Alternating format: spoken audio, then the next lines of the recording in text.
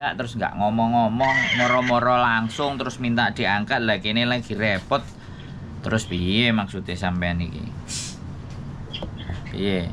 Sampean mau cerita apa? Jadi kalau butuh sesuatu ku nek mendadak ya gak bakalan bisa toh, Mbak. Ya Aku kan kan juga udah repot. SMS ngechat Mas Andro. Aku tahu nomornya dari temen. Terus? Kan kemarin kan aku pas 1 bulan sekaligus pas di interminit gitu. Terus? Tadinya mau rencananya minta tolong mau cariin majikan gitu, tanpa harus pulang ke Indonesia, bisa nggak gitu. Terus? Cuman sekarang gitu gara-gara saking paniknya gitu, nggak tahu harus kemana. Terus juga kan agentnya maksudnya nggak mau ngurusin, maksudnya nggak mau susah lah gitu nyariin majikan lagi gitu. Jadinya terpaksa kemarin gitu ikut temen gitu ke Makau, dianjurin ke Makau. Terus sekarang udah dapet majikan di Makau? Belum. Kalau belum saya tak kasih nomor. Habis ini sampai hubungi dia karena kemarin dia butuh, ada anak, ada satu keluarga isinya 4 dan dia butuh. Nanti tak kasih nomornya, langsung sampai temuin dia aja. Ya. Cuman mbaknya juga kerja, nggak tahu dia jam berapa nanti. Tinggal sampai hubungi. Jadi gini mbak, berarti masalah. Gimana prosesnya?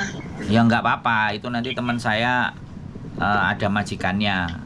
Jadi kalau di Makau cepet, nggak pakai lama. Nanti majikannya cocok sama sampean, ngobrol cocok, ya sudah bisa langsung kerja besoknya. Terus dia majikannya yang ngurus. Kalau itu langsung majikan.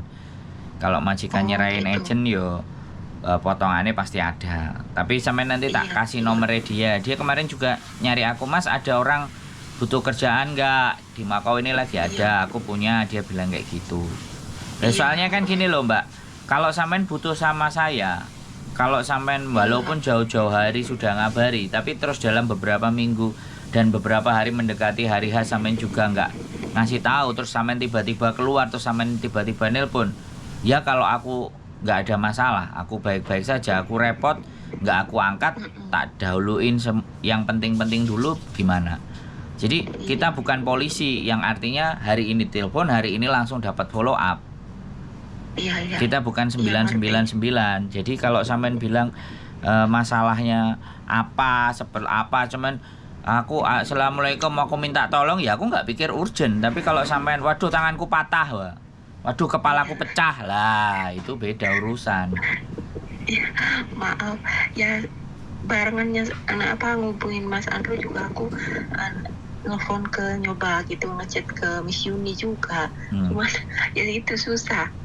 Ya, makanya karena sekali lagi yang diurusin itu banyak. Kalau ada sesuatu di planning, jangan kalau nggak di planning, tahu-tahu ketiban persoalan, ketiban masalah, terus giliran kita mau follow up wis kadaluarsa. Nah kayak gitu juga gitu loh ya. Kami kan tidak ada kewajiban untuk membantu dan menolong setiap orang, tapi intinya bahwa ketika sudah tidak terlalu sibuk harinya, ya kita coba mana-mana yang butuh bantuan, kita langsung list lagi, kita telepon, kita hubungi, sudah apa belum, beres apa belum, kayak gitu kan, mastiin. Namanya ya panik boleh, tapi persiapan itu kan wajib.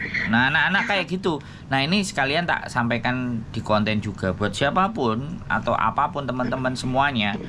Kalau minta ditolong atau diminta melok ngajak mikir, kita mau dipikirin, itu minta tolong untuk tidak mendadak. Jadi kalau ada sesuatu hal yang mau direncanakan, itu kalau diajak diskusi duluan kan enak. Nah kalau langsung ditembak waduh, yo repot dah sih. Soalnya kan aku juga kaget itu Mas, pagi-pagi langsung kamu katanya beres-beres, katanya akunya kaget, nggak ada persiapan gitu, nggak ada apa. Pas pagi tuh bangun tuh Mas gitu, beresin barang-barang kamu katanya gitu, kamu dijemput agent. Ya aku nggak bingung, makanya langsung telepon Mas Andro tuh. Iya makasih Mas. Jadi gini mbak, jadi nggak ada masalah, Kisamen juga tidak mengganggu, cuman begini kan saya bilang, prosedur diusir sama majikan. Pertanyaannya, apakah kewajibannya sampean juga semuanya sudah kelar? Kok langsung keluar dari Makau hari itu juga? Terus ada juga yang kemarin cerita malam-malam tahu-tahu mau dikeluarin sama majikan, mau diantar ke bandara. Nah, jadi Iya. ini aku nggak ngerti anak-anak ini tahu peraturan atau tidak. Terus di Indonesia ada di briefing dan macam-macam apa tidak gitu loh. Jadi yang saya khawatirkan adalah ketika kalian dikeluarkan dengan majikan, terus majikan nggak memberikan hak-hak kalian, terus tahu-tahu sudah suruh langsung keluar, apalagi dianterin di bandara, dibelikan tiket dan semuanya. Nah, itu kan majikan enak, wong dia ngongkon keluar, ya harus bayar 1 bulan gaji. Kayak sampean Kemarin sih gitu. Ayo, kemarin gimana? kalau kemarin kan agennya datang gitu mas, Terus? cuman ngasih kan 4.000 gaji kan 1 bulan gitu, Ya. kerja 4.730 Ah, sama apa itu yang 1 bulan tuh dendaan apa gimana 4.730 juga. Nah terus tambahan transportasi kalau nggak salah mas, 100. sama uang tiket aku nggak tahu gitu dibeliin apa enggak, yang jelas itu nggak dikasih gitu. Duh. Terus aku ke Makau kan tadinya alasannya gini, agennya tuh majikan udah beliin kamu tiket, nanti katanya tiketnya katanya beliin aja ya katanya, kamu bilangnya nanti kabur katanya gitu biar nggak ada tanggung jawab sama agent, dia bilang kayak gitu. Dulu, gak bisa gitu mbak. Terus kok Terus kabur? ya udah, terus aku kan ya aku nggak pegang uang sama sekali, kata aku tuh aku minta buat pegangan kan, kalau pergi ke Makau harus ada ongkos atau buat jajan atau makan, kata saya tuh gitu. Terus dikasih lah 2.000, kan setahu aku yang itu nggak termasuk uang tiket tuh mas, 9.600 apa 460 gitu, yang dikasih tuh 2.060 gitu, yang sisanya kata dia itu udah nanti masuk potongan kamu ya katanya, katanya ke PT katanya 7.000 lah. Perasaan aku bilang tadi 9.000 berapa gitu, kok 7.000, aku belum tak tanyain lagi, aku belum tak chat lagi agentnya gitu mas, nanti kamu sisa potongan kamu tinggal sekian katanya gitu. Loh, terus sampean Potongan kan terus sampean langsung hari itu juga langsung ke Makau? Iya.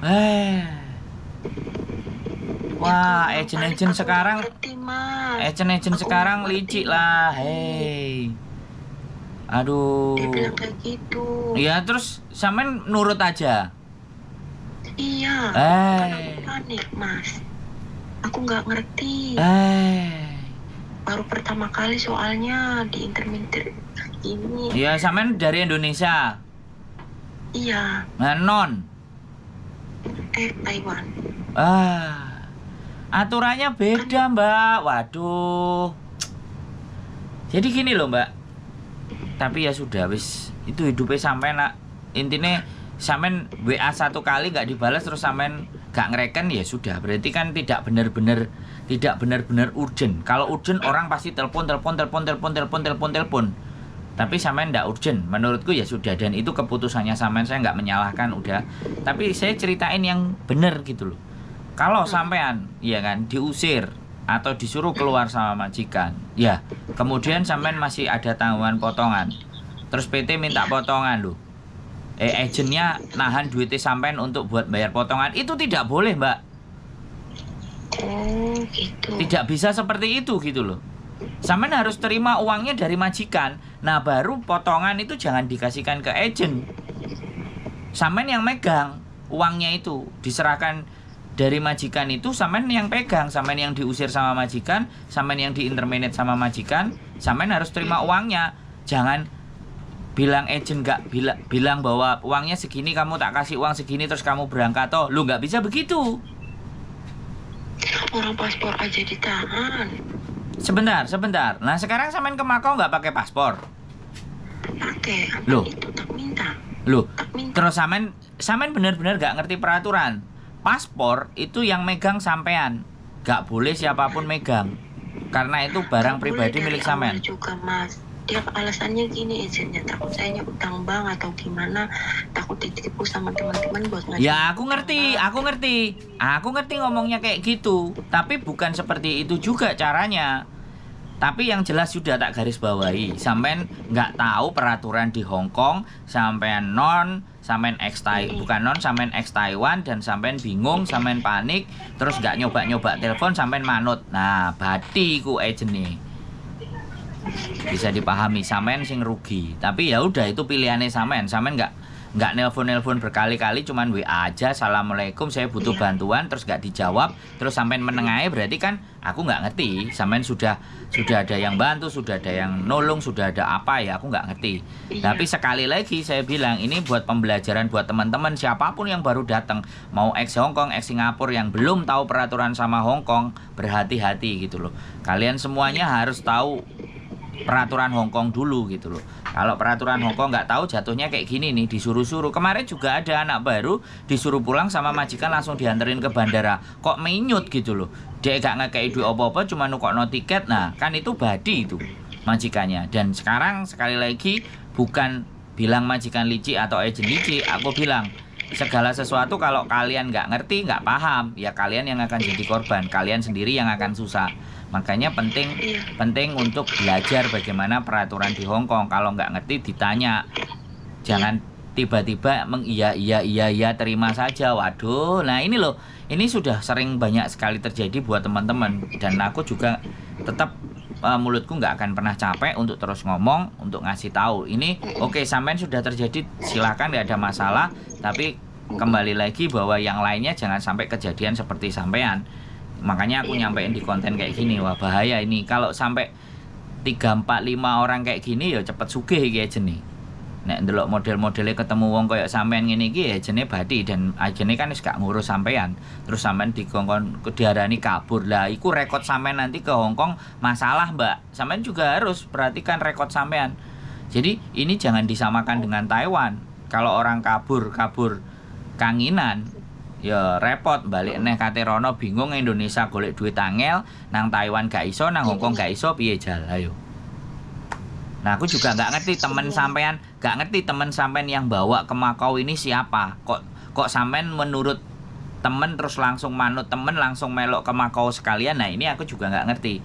Jadi orang-orang di sekitar sampean juga seperti apa bentuk dan modelnya, saya juga nggak ngerti.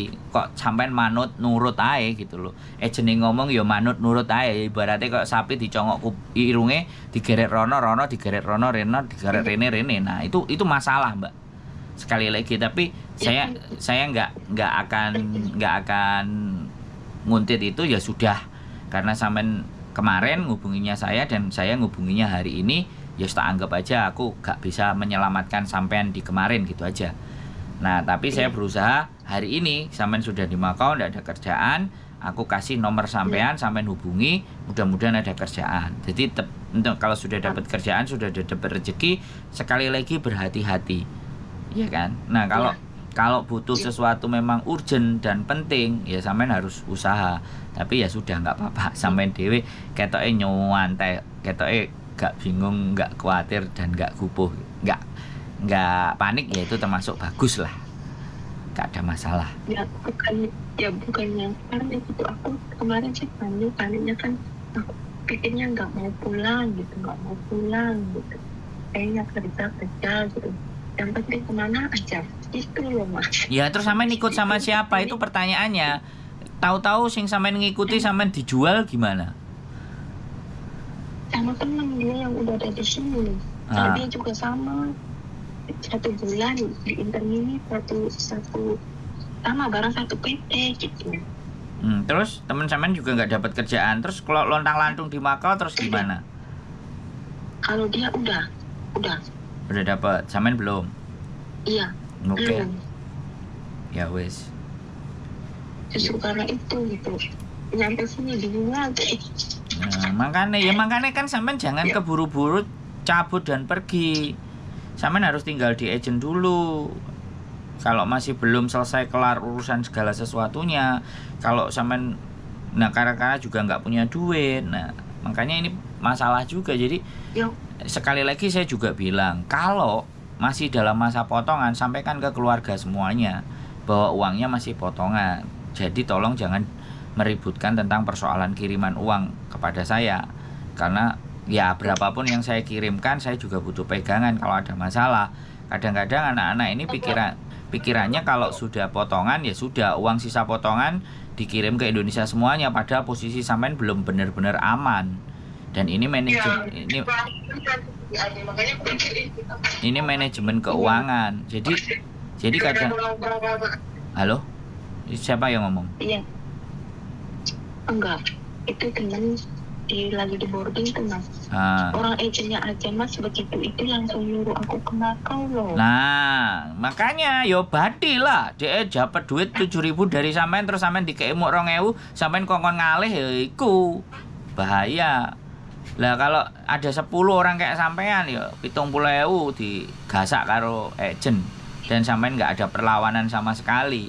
Wah yo susah ya, aku nggak ngerti sampean habis nonton konten saya setelah di Hongkong atau sejak dari Indonesia sampean nonton. Nah aku nggak ngerti juga, karena memang di Indonesia kuota YouTube mahal, jadi ini orang nonton pengetahuan semuanya semua dari Facebook aja, nggak bisa dari YouTube. Tapi oke lah, nggak apa-apa ya, ini sudah terjadi, sampean memilih jalan yang itu.